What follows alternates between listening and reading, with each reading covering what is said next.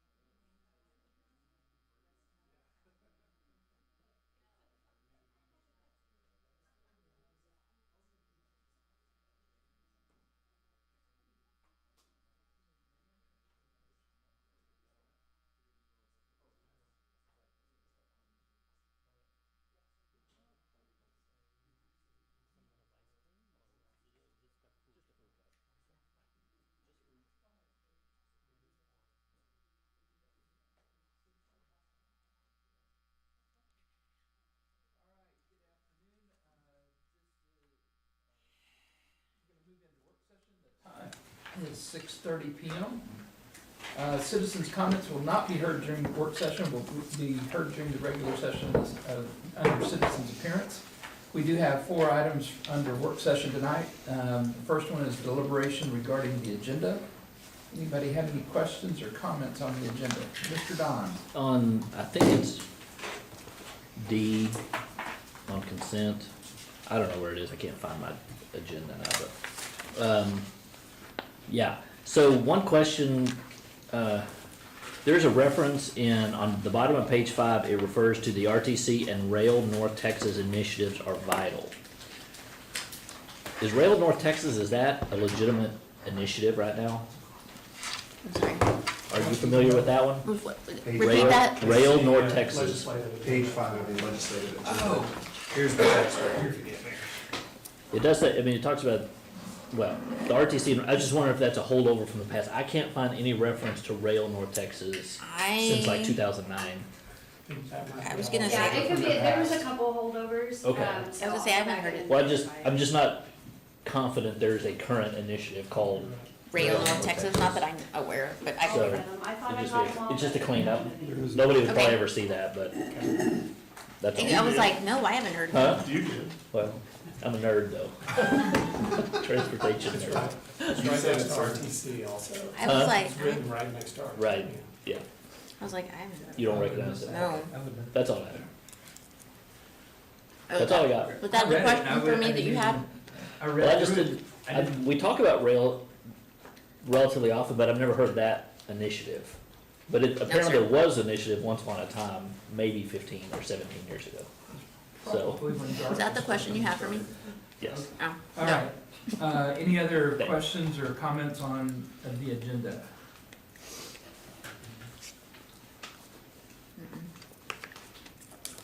All right, seeing none, we're gonna move on to item B, which is a presentation deliberation regarding the drainage and utility district rate study. Mr. Garza. Good evening, Mayor and Council. Tonight, I have with me Matthew Garrett from New Gen Strategies to discuss his findings on the drainage utility district rate study. He will go through the presentation, provide some recommendations, and allow some discussion and questions to move forward. So with that, I'll introduce Matthew Garrett. Thank you. Thank you, sir, and howdy, Mayor, members of council. Pleasure to be back in front of you again. Matthew Garrett, partner with New Gen Strategies and Solutions. I guess we have a slide deck. We do? That's nice.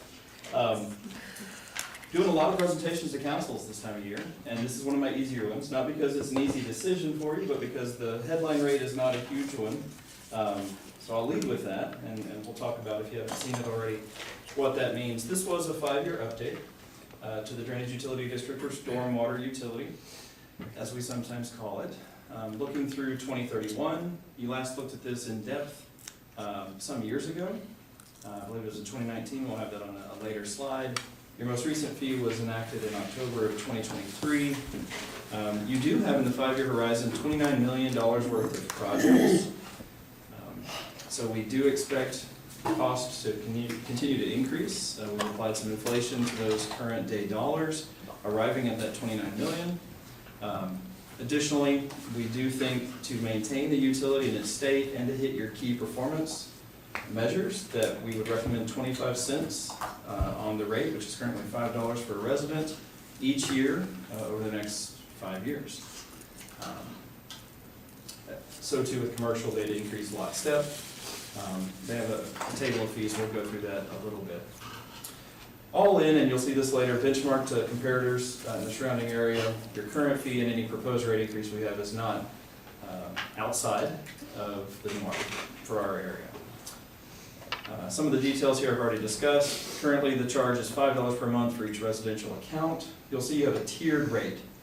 Tiered rates for your commercial and multifamily accounts are based on impervious area, so concrete roof, pavement, anything that won't allow an impermeable surface, right? That was measured some time ago, so we haven't updated those measurements. We're using what you have effectively in the system today for your accounts. Your team does update that as new accounts come on.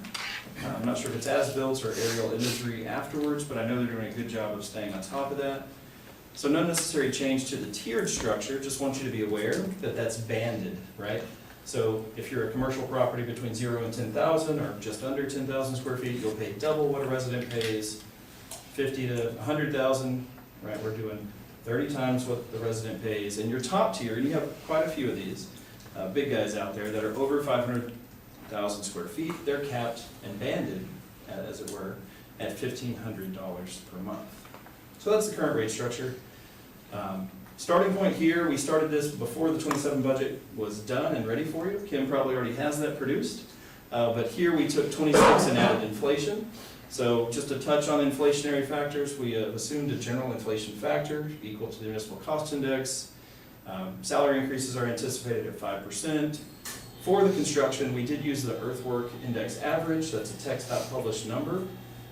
Its costs are more similar to the drainage cost than any in our standard construction cost index, for example.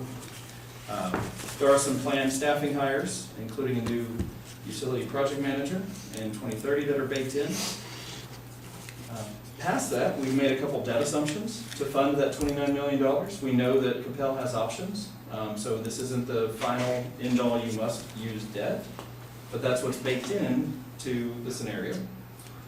And then lastly, you don't have a ton of room to grow, right? So we're anticipating 70 new residential units or billable properties and 115 new commercial accounts over the next 5 years. So what's in that $29 million? A couple of the headline projects. You're probably familiar with what's happening already in 26, the Arbor Brook, the Hunterwood. This frees up money for Andy Brown starting in 27. And Grand Cove, I think, takes honors as the second priority, or the second highest anyways, in the coming year. And a number of other projects. I won't read them all to you, but you see how it stacks over time. And since we've anticipated debt, we'll show you what those debt service payments look like as a part of the total. So again, we do have some large one-off expenses in 26. You probably are familiar, that was with money from the general fund that came into this fund to prop up the need for some capital projects.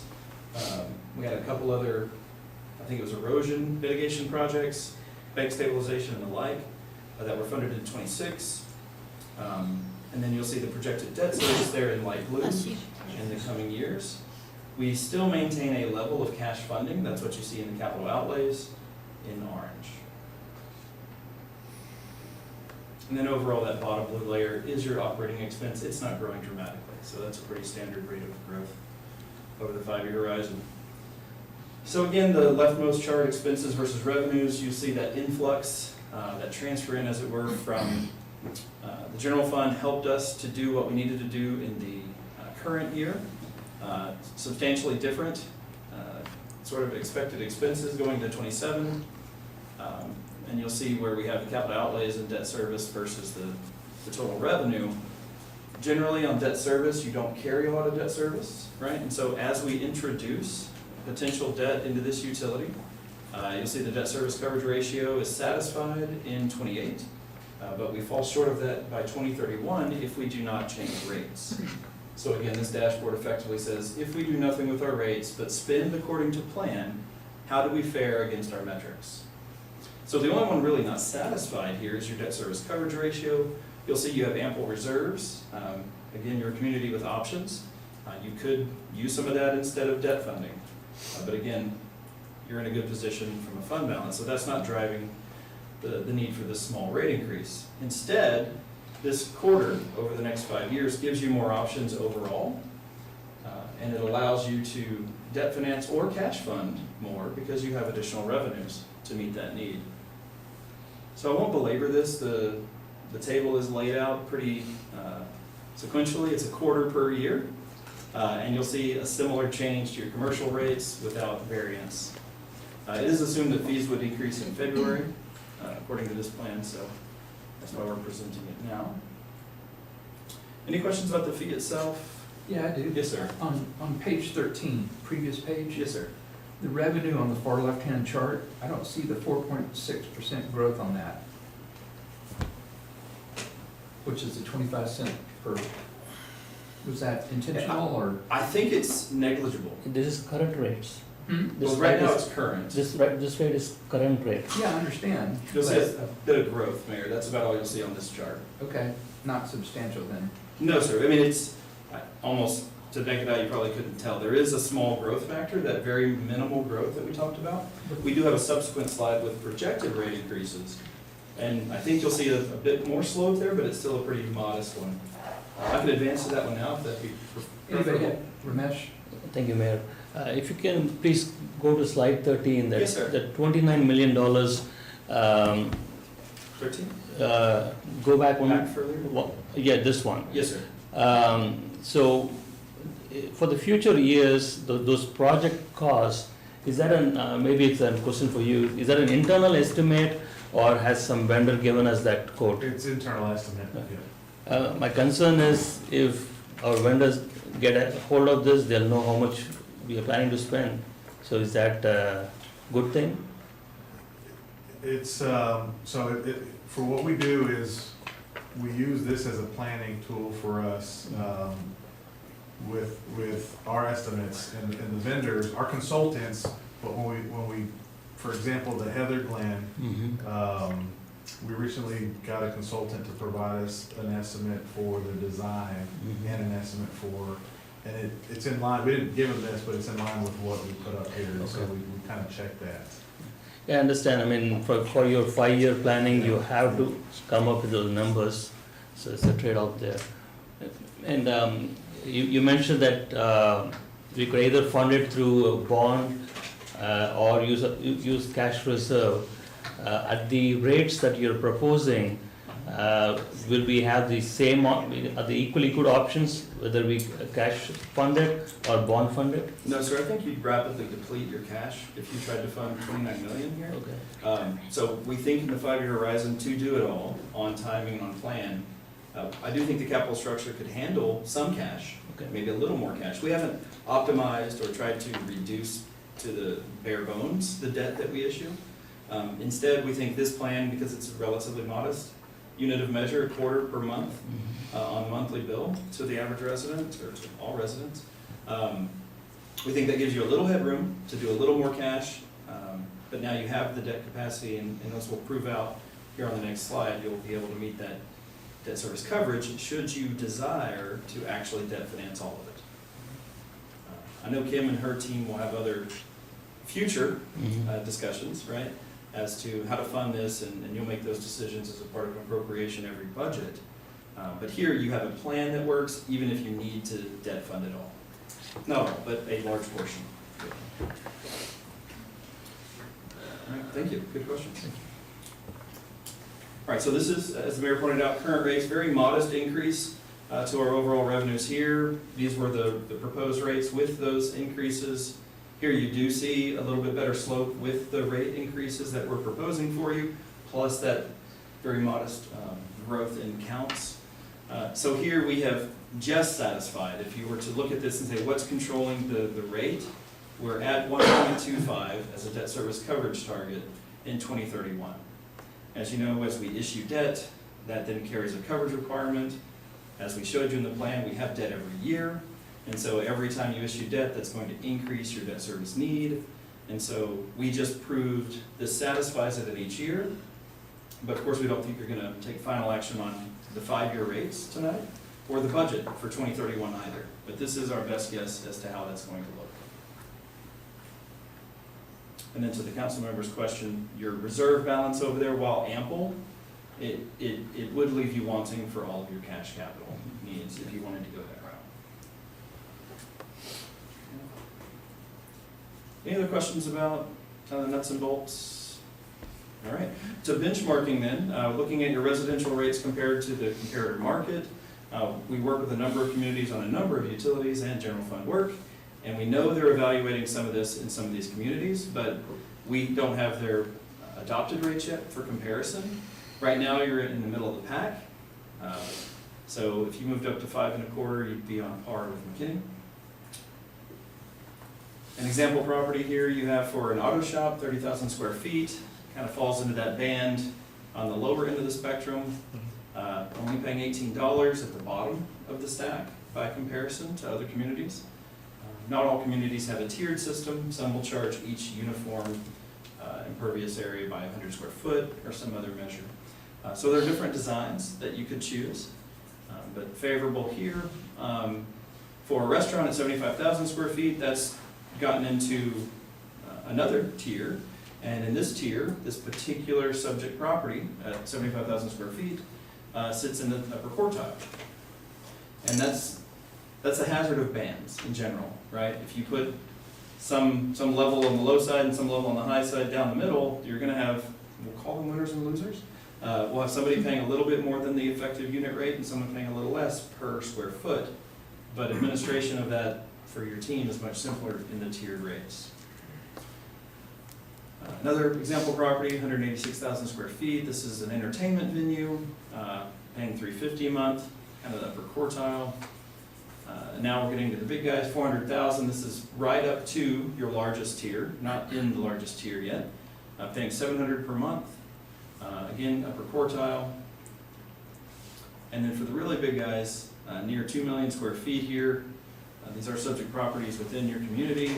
Paying $1,500 is certainly on the bottom of the comparator set, or near that bottom quartile anyway. So that's because you've effectively capped it regardless of how much they're breaching that 500,000 square feet. All right, with a few examples and with a rate plan of 25 cents per month each year, we are anticipating you'll look at this as a part of the budget. No action, of course, in the workshop, but any other questions for me that I can assist with tonight? Don? Just out of curiosity, if you go back to like the residential rate benchmark, Yes, sir. I was just curious if you had any insight.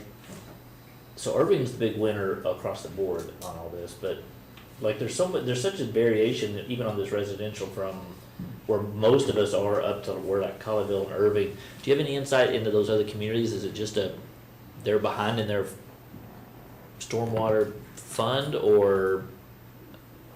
So I can say, not in this exact comparator group, but I have a South Texas, San Antonio area client that literally funds half through their general fund, and they take and they sweep those dollars, and they move, it's about 50-50 mix, and they will take general fund dollars and move it into the utility fund so they can recognize the expenditure in that utility, but it's purposeful funding. Some of these communities, through their INS rate, they will fund a good portion of their capital infrastructure through the interest and sinking portion of their tax rate. So that's another avenue to do this capital infrastructure where it wouldn't be evident in the fund itself. Besides that, you've just got a lot different blend. I can say, even though they're pretty high on the chart, I think it was Irving, some of them just choose to charge commercial differently too. And so, you know, there's not an untapped gold mine for you to change your rate design, but there could be some upside if you were to charge more on that top tier, but not enough to change maybe the game for your residents. Yeah. Yeah. Okay. Well, I was just curious because it was dynamics. a lot of differences. Just I'm assuming just of management and financial decisions they've made. Absolutely, Yeah. and if it's fair to say in this room, sometimes politics equals everything. And I've done great rate studies, they're gung-ho, it's gonna be $2 more, and then water hits them or taxes hit them, and it's budget season, and they don't want 4 things to introduce. You've made those tough decisions here, I don't have to, but I've seen a number of councils say, okay, we'll let this one scrape along, or we'll let the general fund subsidize or help it, because we don't want another banner rate change, Yeah. honestly. Okay, just curious. Yes, Thanks. sir. Absolutely. Thank you, Mayor. Actually, Mike, it's related but not on this topic. Do we offer any kind of incentives for those commercial businesses with large footprint to conserve rainwater? Right now, we don't, but I will say that the state is looking into requiring a credit-based fee for impacts to some sort of on-site detention or rainwater harvesting or something. So right now, it's not in our plan or requiring. Thank you. One more follow-up, maybe a question for Ken. Is Ken here? She's not here.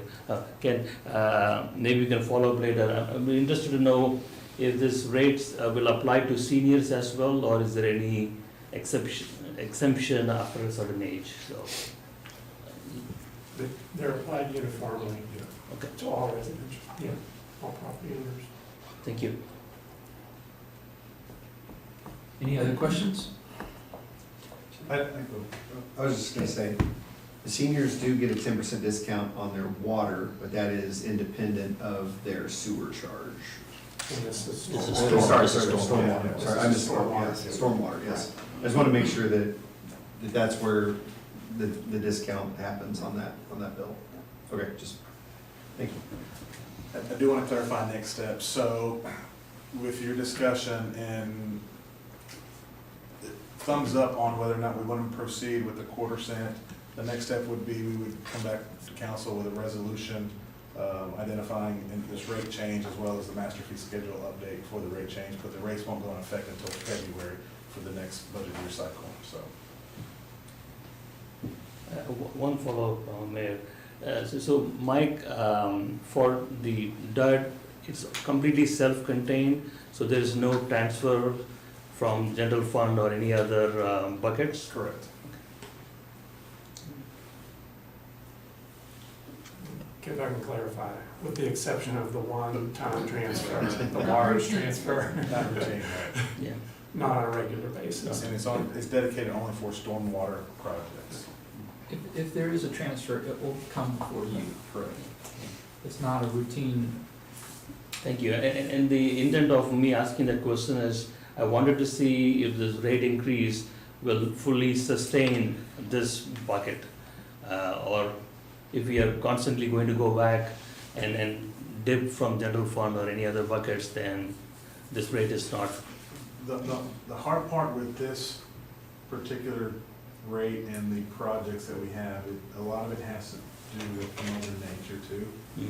Thing along the creeks and storm drain and projects pop up that we weren't expecting all the time related to the stormwater, and so that we went a period of time where we didn't need this, and then now it seems like we're getting more and more frequent rain events that are causing damage and problems for us, and so more and more projects are popping up, and we're trying to get ahead of them, but creeks and Mother Nature do things that give us a little bit of work, so. All right. Do we have a thumbs up for Mike to go ahead? Yes. Great, thank you, thank you. Good. Thank you. All right, item C is a presentation regarding the 2026 electric code. Mr. Schubert. I'm like, how do you eat it? And then her daughter painted it. They do too. I forgot to add it to the calendar, but I'm the only one who's gonna be home working month.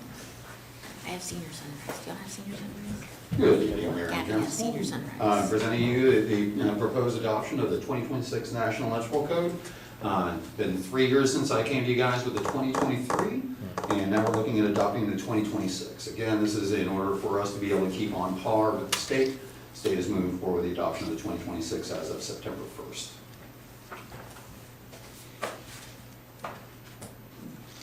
And this is just the excerpt of the TDLR, Texas Department of Licensing and Regulation, adopting the latest, greatest codes as they become available. And like I said, this is going to be effective on September 1st.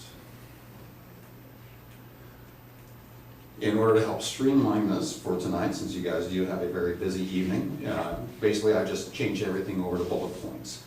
The adoption of the 2026 National Electrical Code and the city ordinance was passed through our Building and Standards Commission on August 6th. They did approve it for you guys to be able to review it and make your decision on whether or not you want to move forward with the adoption. Basically all we did was update a lot of the verbiage throughout the ordinance to try and get rid of items that were either outdated or really did not work well for us or our residents or our contractors. We changed the dates to 2026, remove references to the electrical code not being a design specification or instruction manual, which I think kind of goes without saying. Removed a reference to a section that has not existed in our ordinance for several years as well. And remove sections that reference electrical licenses issued by municipalities. There's 3 different sections that were removed from ordinance referencing that, simply because no municipality issues electrical licenses anymore. That's all done at the state level, has been for years. I also removed a reference to Article 3271A of Vernon's annotated Texas statutes. That became obsolete when the Texas State Board of Professional Engineers came into place. Also removed a reference to how long we hold on to electrical permit records, simply because we follow state law. So that just puts us on par with what we have to do by state law. And really, that's about it. That is everything. We do not have any amendments to the 2026 National Electrical Code proposed. We're proposing that the code be adopted as is. And I do have some examples if you guys are interested, and the differences between the 2023 code and the 2026. Any questions or comments? I did have, just a clarification. You said when Vernon's annotated Texas statutes, what was the relation to the Texas professional engineers?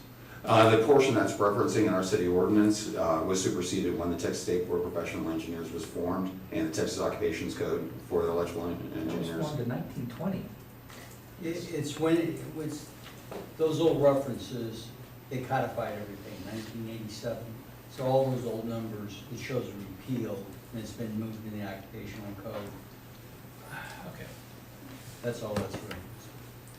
You're telling me Kevin has something to say? He has. Kevin? Building Standards Commission, unanimous approval? Yes. You feel good about it? Yes. If you guys will indulge me for a second, one of the changes that is coming up in the 2026 National Electrical Code actually helps out our residents and our contractors a lot. Underneath the 2023 code, you could not have a receptacle on the side of a peninsula or an island in the kitchen. You couldn't. If you wanted a receptacle there, it had to be a pop-up. As I've been telling everybody, you look at a receptacle at Lowe's, Home Depot, Ace Hardware, you name it, it's $3 or $4 for a receptacle. $3 or $4. By requiring it be a pop-up, well, pop-up receptacles start out at over $80 each. You want a nice one, you're looking at a couple $100 for a pop-up receptacle. Well, underneath the 2026 code, they are reinstated. You can't have them on peninsulas and islands again, except now all it says is it can't be in that 24-inch gap measured from the top of the counter down. Once you get below that, you can have receptacles again. And that helps out everybody. And that's where you plug in your phones. That's where you plug in your vacuum cleaner, everything. So that is actually a huge improvement. The rest of the improvements, it's highly technical stuff that is not going to affect the industry financially in any way, shape, or form. Ramesh? Thank you, Mayor. So unlike the electrical engineering mayor here, I didn't understand most of the text you have there. So for a new business or a new business is trying to pull a permit and going through the checklist with you, what would be the average increase in cost None. to get a permit? We're not proposing any changes in our permit fees at this time. But they would have to make changes for you to issue a permit, correct? No.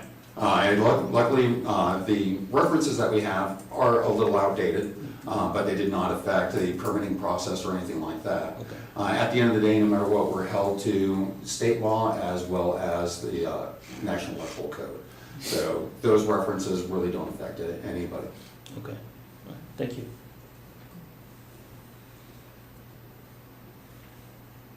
Any other questions? Ramesh, I didn't read all the NEC, it's like hundreds of pages, but there was nothing substantial to impact you as a homeowner or even a small business owner. They're not making you use palladium coated wires or anything like that, so. Good to know. All right. Thank you very much, we're good to go. Thank you. Thank you. Thank you. All right, item D is a presentation of the deliberation regarding fiscal year 2027 work plan. Thanks, Tracy. Tracy, we're not even done with 26 yet. That's correct. Okay. We like to look ahead. Good paper. Thank you, Mayor and Council. It's one page, double-sided. I am here today to present the draft of the fiscal year 27 work plan. So this is our first work plan based on the new revised Vision 2040 strategic plan. So it will look a little bit different. We've condensed some of those pillars down And so it looks a little bit shorter than it used to. So what I'd like to do is kind of cover some of the highlights with you today. Tonight, I am not asking for approval of this document. I'm presenting it to you here. You'll have some time to digest it. If you have any questions, I'll be happy to answer those either tonight or anytime between now and September 8th. This will be included as one of the agenda items on September 8th to be approved as part of the budget, closing up of the budget process. So you will recognize the goals that are in here. Those are the goals that were prioritized by the council in February. One of the new features that I included this year is the ranking on the far left, and so you'll notice that'll give you some reference point to how important you prioritize some of those particular goals. So the fiduciary and the infrastructure were your top rated goals, and we have a number of items that are listed in the work plan in support of those two goals.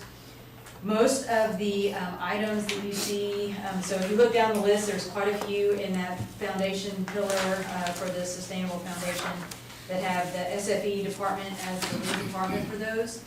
Almost all of those items are forward-facing initiatives to explore different software that will help us be resilient as we look forward into the next 5 years. And so it's a lot of different technology, it's a lot of things that will help us with some of the routine tasks that SFE as well as the whole organization has to do in order to just operate. So things like accounts payable, procurement, those types of things. Some of the projects that you see under the infrastructure, those will look very familiar to you. Many of those are sort of underway already. And then we've got the Pillar 2 on fostering an inclusive community fabric and unique Coppell experience. And so all of the work plan items in that pillar are really focused on enhancing the neighborhoods that we have in our community and really focusing on how we can work with the neighborhoods in a really comprehensive and layered fashion to hit all of the stakeholders that contribute to the quality and the quality of life that we have in our neighborhoods, both from a physical infrastructure of the homes that you see there, as well as the social capital infrastructure that you have there on whether you know your neighbors and how we can contribute to that. Pillar 3 is forward, so all of the, so 2 and 3 sort of work together. And then if you'll flip that over onto the back side, so then Pillar 4 is around economic vitality. And so you'll notice both of those two goals that are listed there are very highly rated. They're really going to focus on exploring how we can continue growing our community, knowing that we are built out, and so growing our community is going to take the form of redevelopment. It's going to take the form of something different than just greenfield. And so what would that look like, and how can we position ourselves well? And then we get into transportation networks on Pillar 5. And then, so that will focus a lot on the work that Community Experiences did for the Trails Master Plan, and start incorporating a lot of that work into then what are the next steps for implementation. And then we've got our Smart City approach to community sustainability and resiliency, and that will really focus on the Smart City Master Plan and the roadmap. That is the major initiative that we have under there. So I'll pause now to give you all an opportunity to discuss or ask questions. And as I mentioned, this is not something where I'm seeking final approval and direction tonight. You'll have some time to digest this before September 8th. Bad question, Don? Just sort of talk about the process when y'all come up with this. I'm assuming CMO and all the directors and everything all get together and decide what's going to go into this work plan. Is that how that works? Yes. So after the retreat that that you guys provide the priorities, each of the departments, I send those out, and the departments go and then have discussions with their teams and said, how can we support these goals and priorities that the city council identified? Then we go through a process at the leadership team level for the directors and really think through, okay, what is feasible? What do we have capacity to do? What is gonna have the most bang for our buck in terms of outcomes that we can push this ball forward? And that's where we end up with what you see here tonight. Okay, and then the new budget dollars, those are already baked into the They are in the 27 budget budget, that it's you have already seen already, proposed? yes. Okay. All right, I think. Yeah, so for example, if you're looking on that back page still on Pillar 4 for the special district, that $10,000 that's listed there, that was in the legislative travel budget, so that's already, all of those costs are already included in what you have seen previously. Okay. Looks good to me. Ramesh? Thank you, Mayor. Just a comment, Tracy, the ranking, I know the council gave that. Many of the items listed in the goals column, and for the benefit of who is listening in, when we did our Vision 2040 refresh, the consultant did talk to a lot of residents, and we did take input from our residents to update this, correct? Yes, so all of the goals, some of them were changed, just the verbiage to make them easier to understand. The language in the pillars themselves was changed, so this plan represents all of that feedback. My point is, we listened to the residents and we adopted or edited this plan based on their feedback. Yes, we amended the strategic plan based on all of that feedback, and all of this is based on that strategic. Thank you, thank you. Kevin? Hey, Tracy, so could you explain a little bit more about Explore a Smart Hub in Old Town? It's the last one on there? Yes, I'm going to let my Just, city manager friend. it doesn't have to be Collins do that. detailed, just curious. Want to if- hang out with you, I'm really smart. So the idea is, we're gonna be working with some partners, outside partners on this, but the idea is, when we learned during Winter Storm Uri that the infrastructure we rely on may not be as resilient as we would like. And so the idea here is to create a hub in the Old Town area where the city already has some significant assets between Life Safety Park, the Service Center, the Arts Center, Fire Station, the Arts, the Animal Services as well. So we have the city has a number of assets, plus the infrastructure we've installed down there, that we could build on to create an area that would be resilient, kind of in no matter what. Okay. So whatever you might imagine, whether that is, access to Wi-Fi or access to electricity, all those things would be available in the Old Town area. So, and just so I can understand, is this more of a infrastructure build out for the city of Coppell, or would it be available to residents in case of an emergency? It's the ability to continue to operate the community as well as provide relief and access to residents in those types of events. Is it fair, like how we have warming centers, where an expansion of services potentially available to people? Potentially, that's the idea, and that's why it says explore. Exactly. Because there's a lot to that, there's a number of layers, and it probably ends up fitting into the smart city roadmap and master plan. I appreciate putting a little bit of, structure and tactfulness to what that idea could look like. The second thing I had was, in the Pillar 5, the last one, exploration of mobility on demand.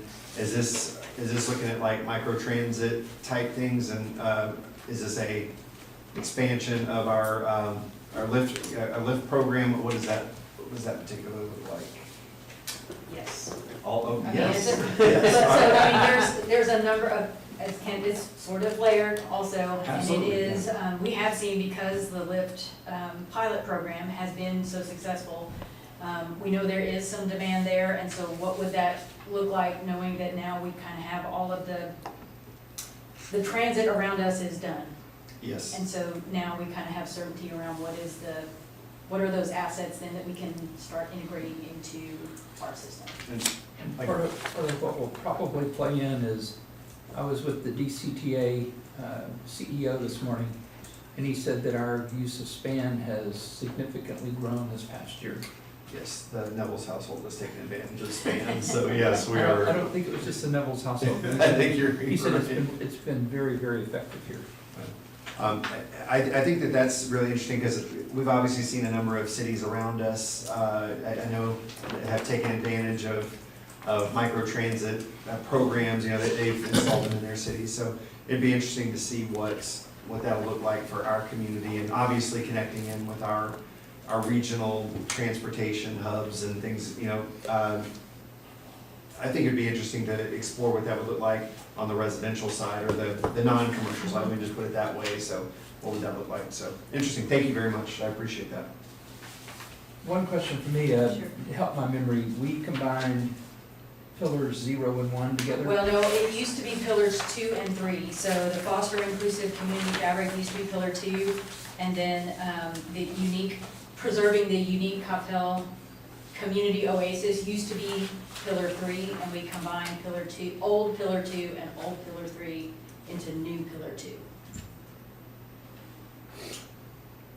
And so what happened to pillar 1? There's just nothing to report.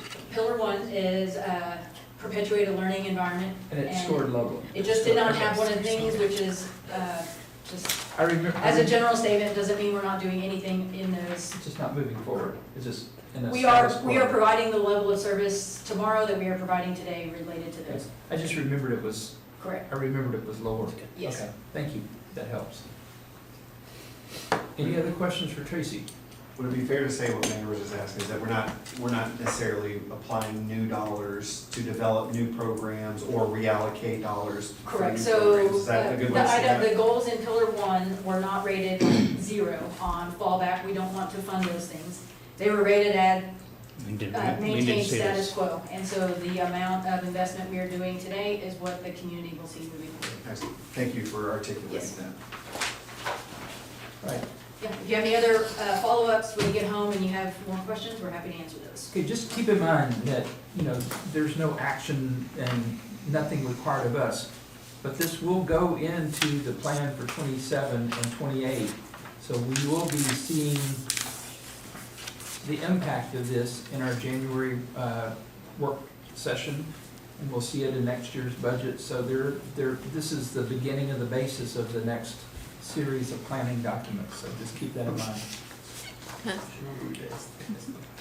All right, anything else?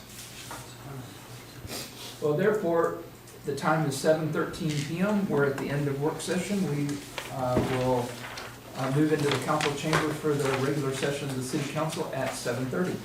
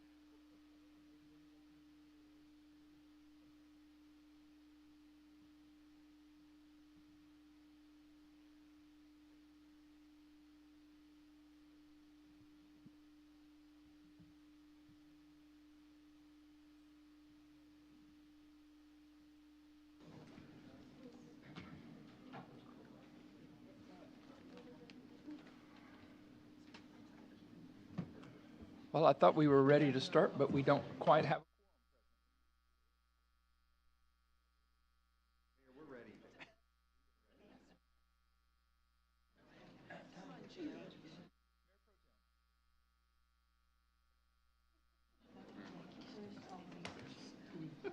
Where's Don?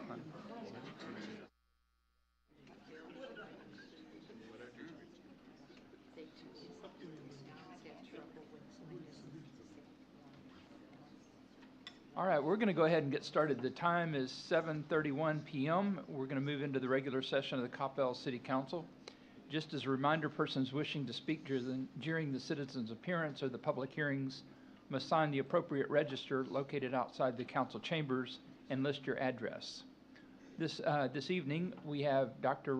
Sumesh Jacob of the First United Methodist Church of Coppell to give our invocation, and then we will recite the Pledge of Allegiance, so please remain standing. Sumesh?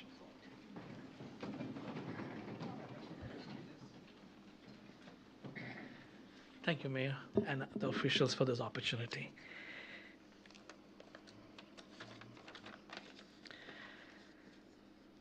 Let us spend a moment in silence, remembering the situation of wars in different parts of our world, especially the crisis in the Middle East region and its repercussions to the wider world, including the loss of persons of our country's armed forces and their families who grieve. Let us also remember the situations that we face in our country of wildfires and floods, people who face them, those working and helping them, divisions among people on various fronts, gun violence, the immigration crisis, and others that come to our heart and mind. Let us remember, too, our schools, especially Coppell ISD, the students, educators, and staff, as they begin a new school year this week. Let us remember all these with prayer in our hearts for comfort, peace, and blessing. Let us pray. Let us pray. O God, you made us in your own image, and by your Spirit you work to redeem us through Jesus, your Son. Look with compassion on the whole human family. Take away the arrogance and hatred which infect our hearts. Break down the walls that separate us. Unite us in bonds of love, and work through our struggle and confusion to accomplish your purposes on earth, that, in your good time, all nations and races may serve you in harmony around your heavenly throne. So guide the nations of the world into the way of justice and truth, and establish among them that peace which is the fruit of righteousness. You are the source of all wisdom and understanding.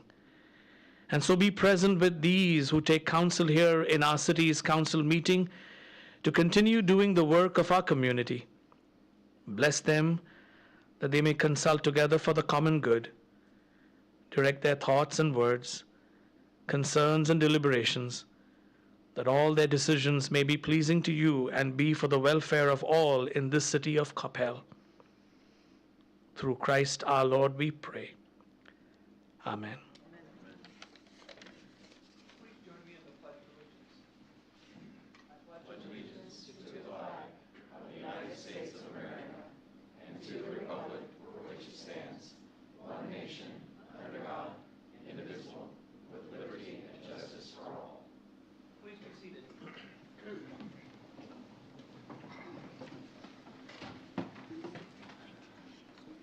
Item number 6 is a proclamation proclaiming August 11th, 2026 as Assistance League of Coppell 25th Anniversary Day.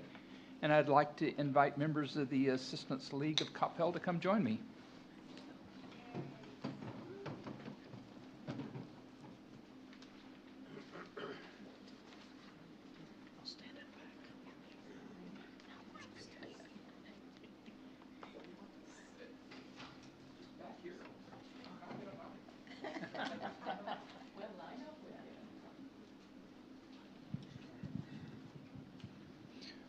Whereas Assistance League of Coppell is an all-volunteer nonprofit organization dedicated to improving the lives of children, adults, and seniors through programs that strengthen the Coppell community, and whereas founded in 1999 and officially chartered in 2001, the Assistance League of Coppell has proudly served the Coppell community for 25 years through volunteer service and community support.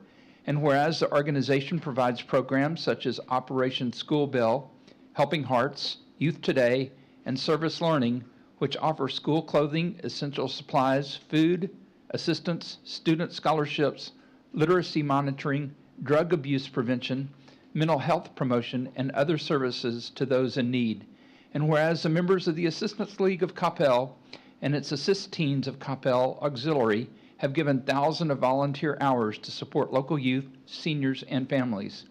And whereas the organization's dedication to serving others has made a lasting difference in the lives of many residents and continues to strengthen the Coppell community.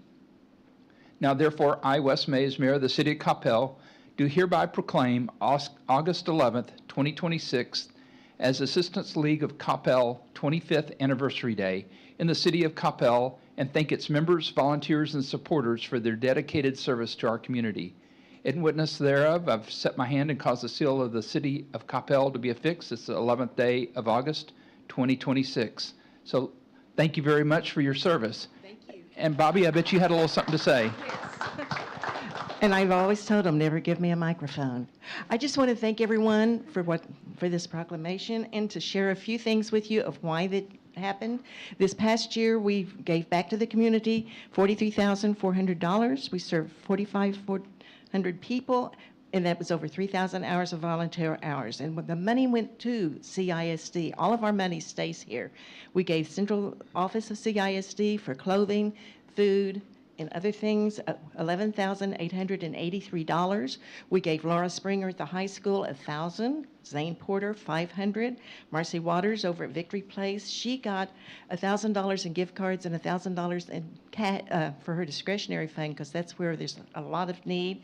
We gave $1,000 to the Sac Summer Hunger Program through Coppell Cares, $300 to each of the defensive Hope Squads at the various high schools, and $3,000 worth of scholarships. And every Tuesday, you'll find our people at River Oaks and St. Joseph's doing crosswords with the assistants, the people there, to help keep their minds bright and going. And we can't forget, we have assistants ages 7th grade through the 12th grade, which in 2021, or 20, I've got my dates off. Anyway, when they were started a few years ago, we started with 16. This year we have 52, and we had to cap it at that because of meeting space. And these kids are totally self-sufficient with Assistance League members as their mentors. Thank you all very much.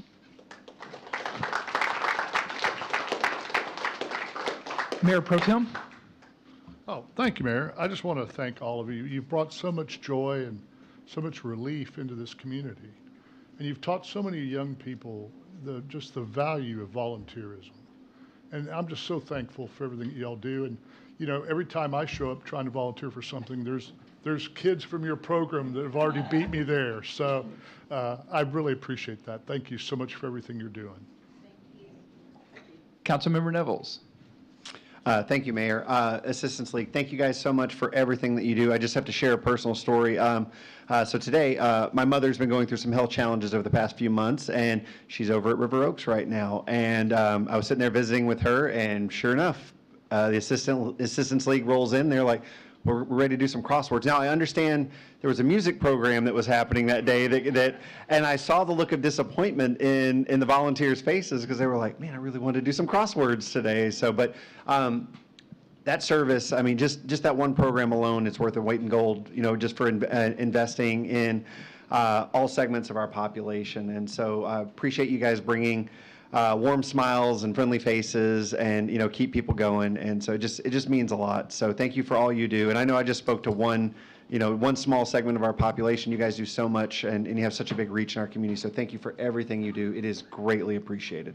Can we get a photograph? Absolutely. So I just wanted to express my appreciation for everything that you do. I can't remember, we were having a meeting a couple of weeks ago. I think it was the Mayor Pro Tem made a comment that this city would not be what it is without our volunteers in this community. And you guys are exemplary example of that. So thank you very much.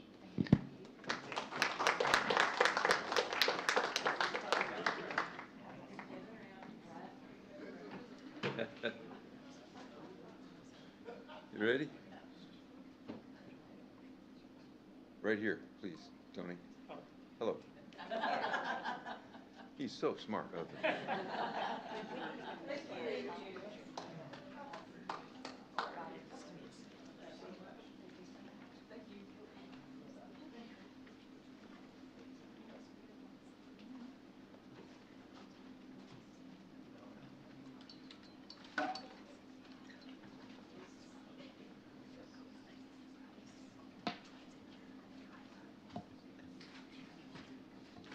All right, item number 7 is our citizens' appearance. Persons wishing to speak must sign the register and list their address. Presentations by individuals shall be limited to 3 minutes each, during which time speakers must remain at the podium, face forward, and address only the mayor and council. Persons signed up to speak will be called in the order they signed up. In order to maintain an orderly and respectful meeting environment and to conduct the public meetings and business, speakers will adhere to the outlines outlined in Ordinance 2025-1633. There will be no comments or deliberations from the City Council due to the Texas Open Meetings Act. We do have one person that has signed up to speak, and that is a welcome back to Ms. Amanda Van Hooser. I think I'm probably the only person that was here when you served us, so welcome. Well, Brianna, I'm sorry. Don't give up on her. Brianna. So, welcome back. Thank you. I'm Amanda Van Hoosier, 214 Fieldcrest Loop, and Mayor and Council. I am here just to, I'm delighted that the consent agenda B for the engineering design reconstruction project on Fieldcrest Loop is coming up in your consent today. But I wanted to give you a personal experience from the drainage problems there on Fieldcrest Loop. Since I have lived there since 1989, I built my house there. And there's 3 things that I noticed, and I'm just going to go through those 3, and then I'm out. So the first thing is, when we moved in, I realized that the driveways and the conduits did not match the flow of the water. And so over and over, some of the conduits have crumbled over time, but even in the beginning, I think the neighborhood was there. There was 4 lots when we built our house, and it was noticeable right away that we were going to have drainage problems. So we have ditches instead of curb and gutter there. The second thing is, over the years, different homeowners have filled in their ditches like they don't even have to have them. Culverts have been taken out, and today I did a walk around, and over half of the homes have flat yards and no ditches. So where's the water going? Because there's no place for it to drain to. So I don't know if you've ever driven Fieldcrest Loop, but you will notice that it is not been there has been no oversight on how the drainage is. I have gone to the city multiple times about this. And then the third is really just my property backs up to the cul-de-sac. So if you look at the map, I have 2 of the cul-de-sac large lots that come into my backyard, and the water flows out of those lots across my backyard. On June 7th of this year, when we had the big rain event, I had to be out on my back porch with a broom the entire time to make sure it wouldn't come into my French doors in the back. I had on boots, and it was up to my shins all through my backyard and my side yard. Because also there's a house that was built next door that used to be a vacant lot, and on that vacant lot for 20-some years, it was always a pond every time that it would rain. A house was built there in 2022, and that property was set higher, a foot higher than all the other properties, so that they didn't get any of the water. And so that has also increased the amount of rainwater in the area. So I appreciate you, and I'm excited that it's happening. Thank you. Thank you for your comments tonight. Item number 8 is our consent agenda. Our consent agenda is routine in nature and is generally enacted in a single motion. These items have been previously approved through the budget or past council actions. Any item may be pulled and considered separately. Full descriptions are available on the screen. Council, you have any questions or wish to consider one of the items separately? Seeing otherwise, I will be willing to take a motion.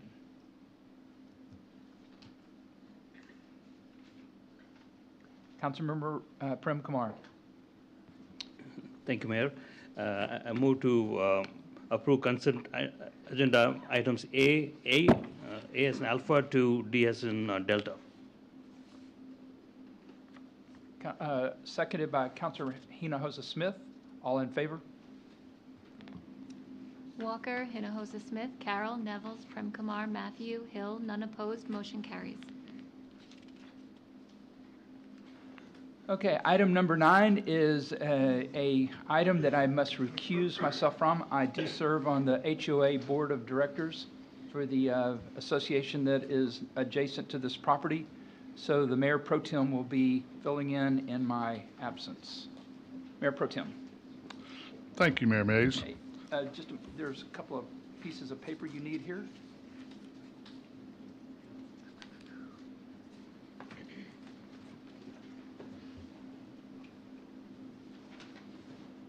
It's always the paperwork. Thank you. Okay, well, Mary, go ahead. We'll open the public hearing. Yes. Item number 9, hold a public hearing and consider approval of Plan Development 214 Revision 11 Commercial PD 214 R11-C, a zoning change request from PD 214 R2-C to PD 214 R11-C to allow for the detailed plan development of a 14,480 square foot commercial center for retail and medical uses on approximately 2.03 acres located at the south side of Sandy Lake Road, approximately 560 feet west of Denton Tap Road. Thank you, Mary. Okay, we've now opened the public hearing on item 9. At this time, as Mayor Pro Tem, I'm going to request the City Council move into a closed executive session regarding Agenda Item 9 as authorized by Section 551.071, subsection 2 of the Texas Government Code for the purpose of seeking confidential legal advice from the City Attorney for this agenda item.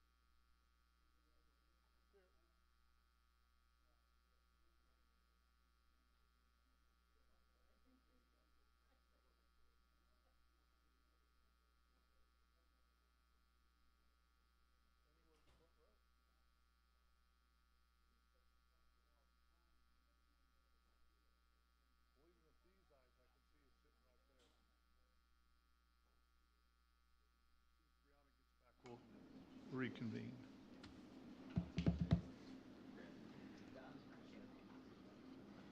Big Daddy Don Garland.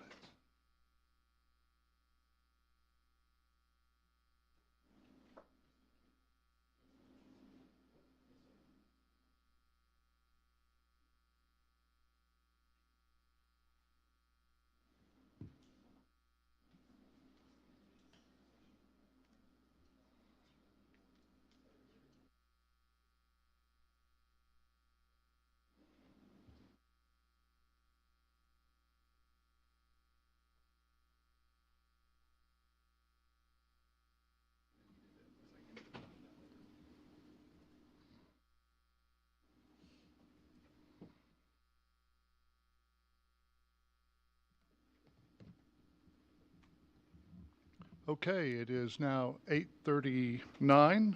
We've reconvened back to the open meeting, the public hearing, and out of executive session. And so I just wanted to say a couple of things. First, the city acknowledges that there is a supermajority requirement and that the individuals that have submitted the petition have met the 20% requirement. We've also decided that just in light of the fact that some information was lately received, that we're going to continue the current public hearing. We're not going to close it. We're going to continue it for 2 weeks to the next meeting date. Now, having said that, we are not going to do the city presentation or put any of that on tonight. However, because we're only continuing the hearing, anyone that would like to speak in favor or against, or make a presentation in favor or against at the next meeting will have full opportunity, no prejudice whatsoever. But if you would like to say something tonight, we're willing to give you that opportunity as well. But everything's going to be decided. The city presentation will be made. I expect the developer presentation will be made at the next meeting. I expect there will be some type of homeowner presentation provided as well. You can do it tonight because I'm not closing the public hearing, but if you would rather do it all at once when everyone else is doing it, and if you'd rather reserve all statements, and this is to the developer, to the homeowners, to everyone, until the next meeting when we're doing it all at once, you have that right.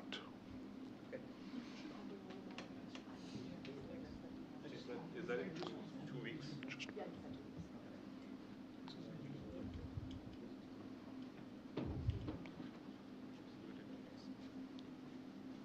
If you don't mind, please, sir, name and address. Yeah, my name is Vishy Subramaniam. I live at 126 Wild Plum Drive. I live right behind the proposed development, the PD. One of the things that we are waiting for is a response back from the Texas AG. We have asked for some information from the city, and the city has told us that they have referred it to the AG. So we have filed a brief with the AG, and we are waiting for a response back from them. We still don't have it, and I'm hoping that we will get it before in the next 2 weeks. So we are ready for the presentation back to you folks. So that's one thing that we would like for you folks to consider before you set the agenda, because once you set the agenda, it looks like we can't change it. So we just request that. And we'll be ready for the presentation again in 2 weeks, as long as we get the response. What would you like, sir? There are a bunch of things that we have put in the brief, which we can forward to which we have said it to the. If you could just be a little closer to the microphone, I'm sir, to sorry. make sure that you're on the record. I'm sorry. Thank you. There is a bunch of things that we have requested in the brief, and the brief has been sent to the city too. I'm hoping, at least the AG's office did mention that they will be sending the brief to the city and to the city attorney. So I do not know if they have sent it. If they haven't sent it, I am more than glad to send it to the city secretary and copy Attorney Hager. Fair? I don't know what they're asking for that's different from the PIR. They'll tell us what it is. I don't care if they need a minute to go read it. Maybe we can just get it to them so we can get on it. I can send it to you. Sorry. Okay, I'll be glad to, oh, go ahead, Bob. I'll be glad to repeat it No, if you like. I just, they went the PIR route, so we exercised the rights that we are entitled to do that as far as what was requested. We've now confirmed, I know they asked for all of the shape files, all of the list of who we sent notices to, how we calculated, what the data was, what the metadata is. We're done with the calculation, we're over 20%. Do you still want that? No, sorry, sir. Yeah. That is not the one that we are talking about. There is another one that we sent before. Can you If tell you me could what it just is? let us know what it is, I will have please. to read it. I don't want to state something on record that I'm wrong. Okay. Basically, I just want to send it to you folks. I will definitely send it to you folks. Okay. If that's okay. Yes, Mr. Superman, that's, Mayor and council, I don't want to make a promise when I don't know what I'm promising. No, you don't know that. I'm not asking you to promise anything here. All I'm saying is we will send it to you and you can review it and then you can respond back to us. So I'm not asking any promises here. I understand, sir. Thank you for sending that to us. We'll take a look at it and, Yeah. and I'm Thank you. sure we'll be getting back to you. Thank you all. Thank you. Can I speak? Yeah, of course, yes. You may, One request that we would like to name make it- is name and that- address, so, please. sorry, Monica Panda, 114, you all know me, but Urban Manners Drive, I'm a frequent flyer, so. The one request we'd like to make is that the person or the person in charge who did this traffic study be here to answer any questions. We haven't had a chance to do that. We briefly heard from the civil engineer at the P&Z meeting. That was a little vague. We would like more information as to, we do have the PIR, but is there, and that was also the P&Z's ask, that will the engineer be present at the city council meeting?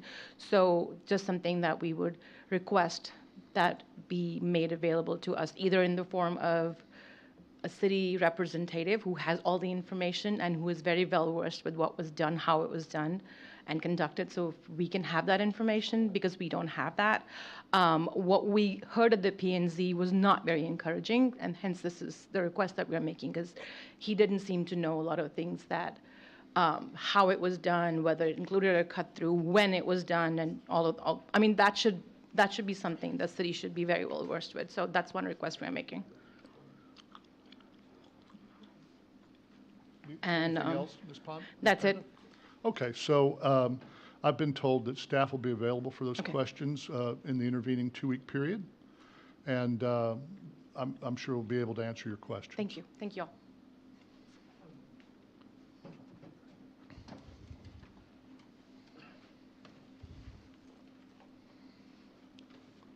Good evening. Nilesh Pagare, 140 Juniper Drive.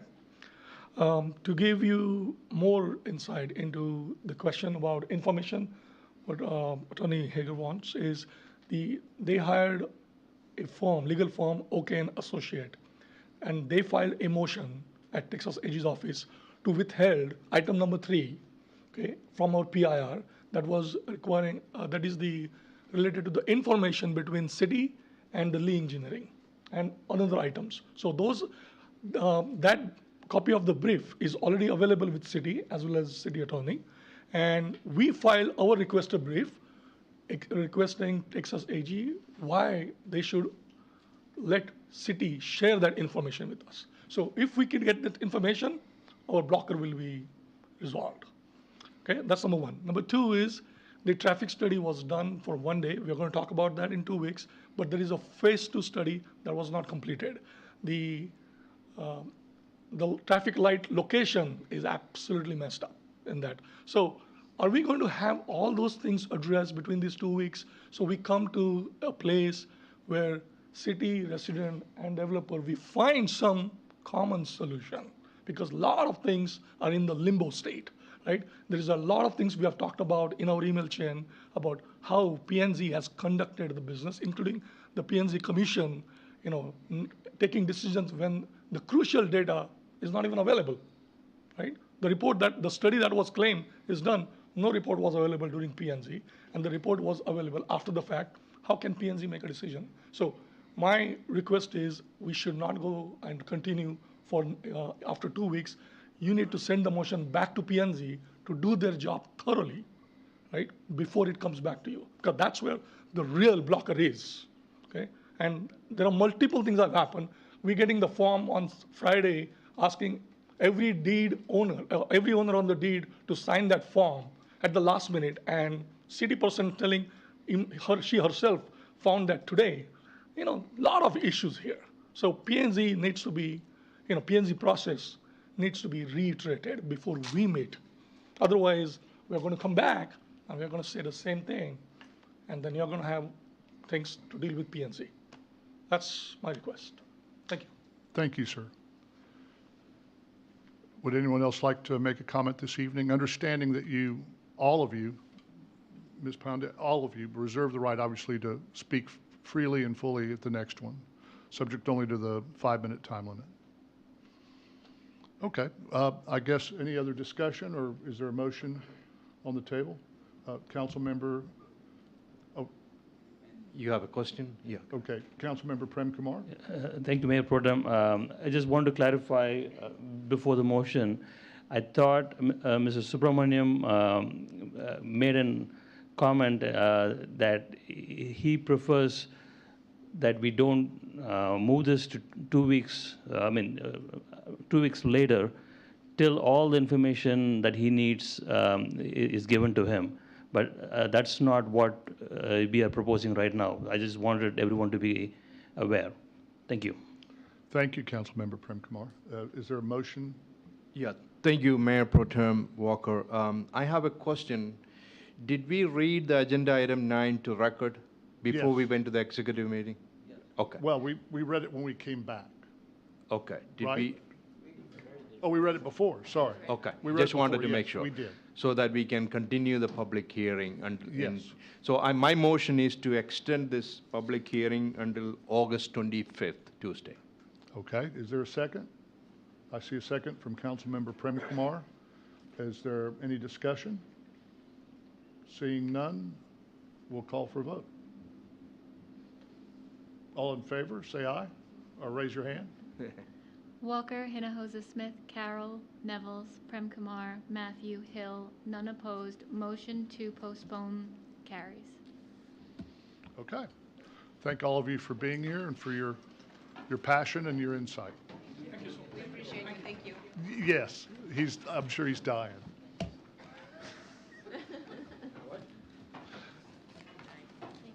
Hey, thank you, dear, as always.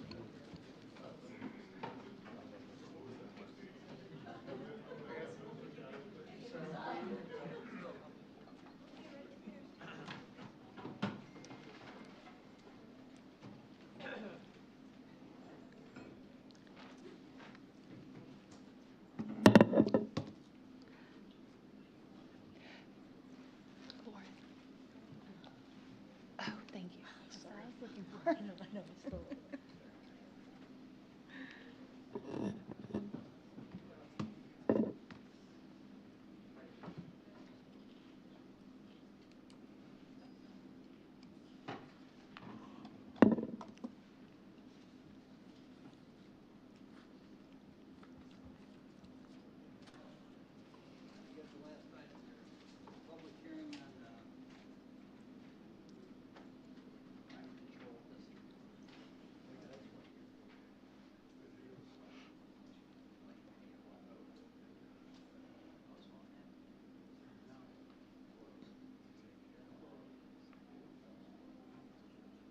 All right, item number 10 is a public hearing, so I will open the public hearing and ask Ms. Tian to read it into the record. Thank you, Mayor. Or do you want me to in your? No. Okay. I have it. So this evening, we are holding a public hearing to receive public comment on the proposed 2026-27 budget for the Coppell Crime Control and Prevention District. So thank you, Mayor and Council. This evening, we are holding the public hearing on the Crime Control and Prevention District's fiscal year 27 proposed budget that Council is required to hold as the governing body. Specifically, Chapter 363 of the Local Government Code states that the governing body that created the Crime Control and Prevention District shall hold a public hearing on the budget adopted by the Crime Control Board. The Crime Control Board, which is made up of the 7 voting members of the council, held a public hearing on June 9th of this year No citizens signed up to speak. That public hearing was closed, and the board approved the proposed budget with one change. Staff was directed to remove the reimbursement by the Coppell Independent School District for the SRO program.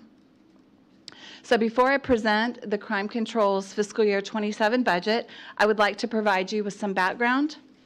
So first, the Crime Control and Prevention District is a special purpose district created by government, created and governed by the Texas Local Government Code, Section 363. It's designed to provide crime prevention programs and services to the community. And funding for the district is from a 0.25% sales tax that was approved by voters. Next, the special district, the Crime Control District, is authorized only if the district and the sales tax are approved by a majority of the qualified voters. The sales tax for the district was originally passed in November of 2007, and the Crime Control District began collecting sales tax in April of 2008. The initial term was for 5 years, and it would have expired in April of 2013. But in November of 2011, the sales tax was reauthorized, but this time for 10 years, with a new expiration date of April of 23. However, the quarter-cent sales tax for the Crime Control District was again reauthorized for another 10-year period by voters, and that was done in November of 2022. So now the reauthorization expires in 2033, and the Crime Control District, for it to continue, there would be a new vote would need to take place in November of 2032. So last, since the sales tax is restricted or committed to expenditures for a specific purpose, I just want to let you know that the Crime Control and Prevention District is a special revenue fund of the city of Coppell and is included in the Coppell budget. So now that you have background, I will present the proposed budget. So this slide shows the revenues and expenditures of the Crime Control and Prevention District, and a few items that I'd like to point out. Before I begin, first, sales tax is budgeted as if the rule changes to Rule 3.334 are in effect. This budget does include the cost of all the SROs with no reimbursement from the school district as directed by the CCPD board. And the budget continues the joint ventures with the neighboring cities to effectively and efficiently provide E911 and jail service. So to begin, this slide shows the revenues and expenditures, and on the left are the revenues. The graph on the left shows that total expenditures of total revenues of the fund is about $4.4 million, and about 97% or $4.3 million is from sales tax. The remaining revenue is from interest income.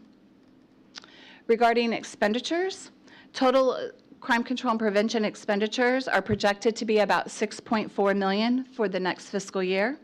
Expenditures include approximately $2.3 million for salary and benefits related to 14 SROs and 1 administrative compliance officer.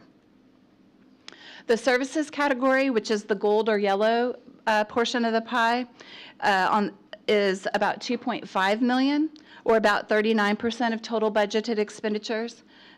This fiscal year, the 27 proposed budget includes payments to North Texas Emergency Communication Center for E911 dispatch services. It also includes which is the joint venture between Carrollton, Farmers Branch, and Addison. And it also includes the contract with the city of Grapevine to provide jail service. So these are 2 examples of cities working together to be good stewards of the taxpayers' dollars through collaboration and sharing in the cost of these services. Services also includes a reimbursement to the general fund for the administrative services, and those are those services that are provided by the general fund, like HR, IT, and finance, that we provide to other funds and to other departments. And then the capital outlay category is about $1.3 million, and that represents about 20% of the total budget. And this year, the police department has requested that all radios of the police department be replaced, and that is what that amount is for. And then finally, the transfer out category is about $176,000, or almost 3%.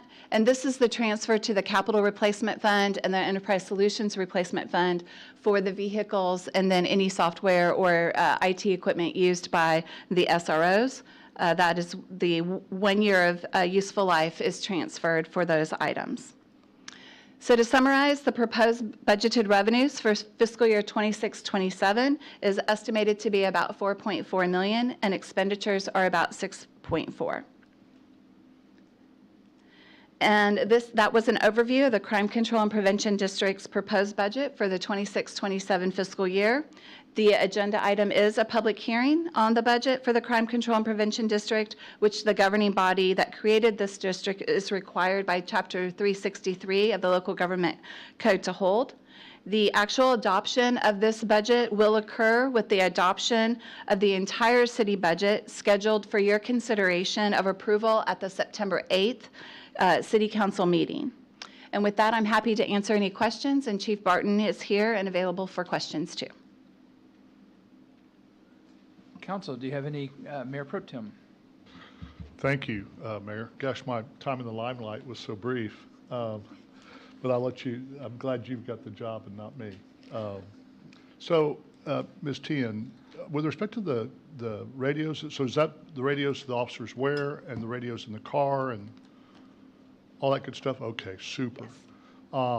And then I just wanted to comment that I think, given the conservative nature of our investment policy, the fact that you're making 3.4% and $150,000 in interest income on the sales tax that we have invested is really a very fine accomplishment. Good job. Thank you. Any other questions? Councilmember Matthew.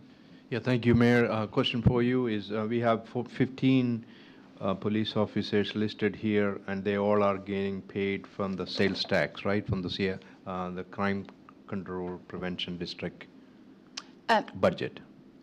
All SROs are being paid from the Crime Control and Prevention District budget, correct? Yeah, I mean, I'm talking about total 15. So we're showing 13 SROs and 1 sergeant, correct? And then there's 1 administrative position that's in that budget also, for a total of 15 employees. Okay, thank you. You're welcome. Council, any other questions? This is a public hearing, and we did have 1 person signed up to speak. So I'd like Mr. Randy Fight to come forward. List your name and address, please.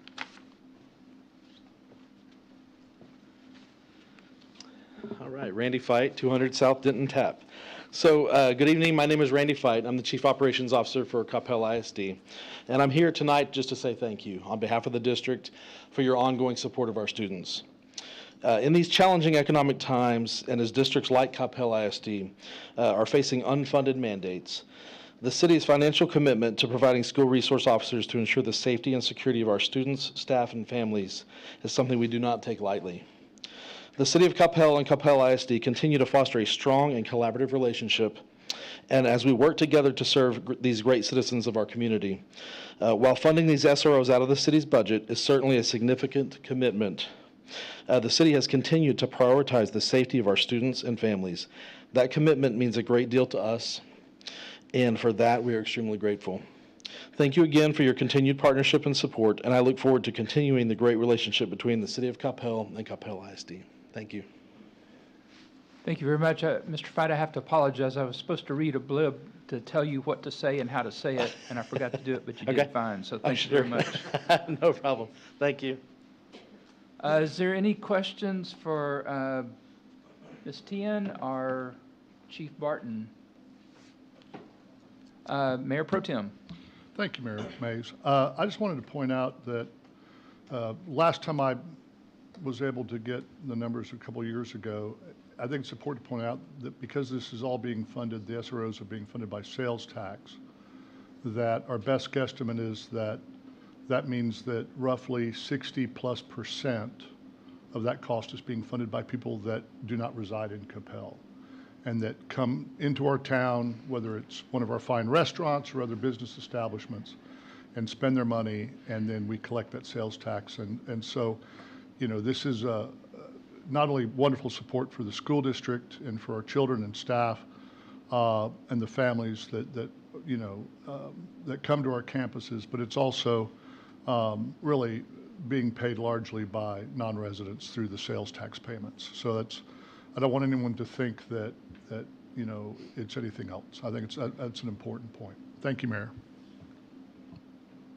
We'll check on, I haven't seen those numbers. The last number I had was 66%, but it's up in that range. I like that number too. All right. Any other questions from council? Seeing none, I will be willing to take a motion. Mayor Pro Tem. I move that we close the public hearing and adopt the Item 10. and adopt item 10 as stated. Thank you very much. Do I have a second? Councilmember Carroll. All in favor? Walker, Hinojosa Smith, Carroll, Nevels, Prem Kumar, Matthew, Hill, none opposed, motion carries. Thank you very much. Thank you. Thank you, Ms. Tien. Thank you. Item number 11 is the city manager reports with project updates, future agendas, and direction from work session. Mr. Collins. Thank you, Mayor. A few updates tonight. On Bullock and Howell project, the contractor is working on punch list items, so rounding home on that project.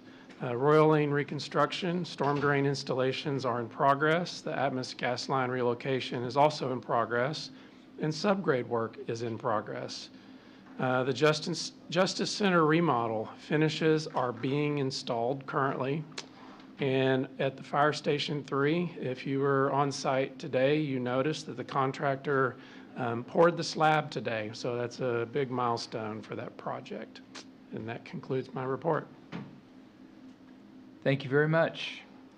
Item number 12 is a new addition to our agenda. This is a mayor's report on the Metroplex Mayors Association with no council action or deliberation permitted. I went back and watched some old videos of older council meetings and found out that it had been routine for the mayor to report on these meetings, so I'm more than happy to do so. The Metroplex mayors met this morning down at the Marriott, DFW North, and we had a very interesting speaker this morning. We had Mayor Josh Schroeder from the city of Georgetown and his city manager, David Morgan. And they spoke on how they had activated their citizens to become involved in the legislative process. And they had 3 to 4 techniques that they were using. And the first one that they talked about and were very proud of is they had created a citizens advisory committee. And it was sort of like we used our 2040 plan, where we had a group of citizens come together and voice their concerns. And it wasn't necessarily that the citizens were developing the work plan or their legislative agenda. They were contributing to it. But what they got them to do was to get active with their legislators. And not only did their advisory group get active, but they got their friends, and it spilled out into a much larger community. They used a series of videos. They were citing a case where one of the senators from Houston that we all have come to love had been saying some very interesting things on record, and they pieced together a very telling story using his own video, and they were basically asked not to play it, and they were able to use it as leverage to get a concession to part of their legislative agenda. And a very big part of it was messaging. Georgetown was hit with a House Bill 840 last session, which had some fancy name, but it basically put the zoning rules in the control of Austin rather than local. And they called it, Georgetown started calling it apartments everywhere. And it basically gave the city no opportunity to stay where multifamily would be. And they use this very effectively to get the message out to their citizens. Their citizens contacted their representatives and senators.